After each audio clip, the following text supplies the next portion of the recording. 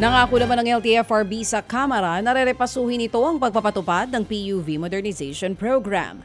Sa pagdinig kasi kahapon, lumabas na may nadedehadong jeepney operators at drivers na sumama sa kooperatiba. Ang kwento nila, inagaw raw sa kanila ng mga korporasyon ng mga pinapasadang sasakyan kahit may kasunduan na sila pa rin ang hahawak sa operasyon ng mga ito. Ang ilan pa sa mga tsuper at operators sinampahan daw ng kasong carnapping.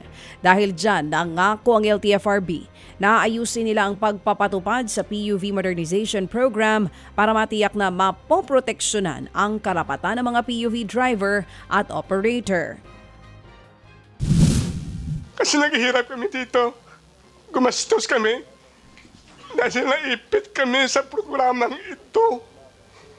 Paano nang hinahanap buhay namin? Yung mga anak ko nag-aaral. Inakulong pa ako. Mahirap maghanap ng pera ngayon. Itong programa na ito, hindi na nabigyan ng kaukulang pag-study. Walang proteksyon sa amin. Mag-consolidate man kami sa korporasyon. Darating panahon, ito rin yung mangyayari sa iba kasi pwede angkinin ninuman ng any corporation. Ted Filon at DJ Chacha ngayon nasa Radyo 5 92.3 News FM Monday to Friday 6 to 10 a.m.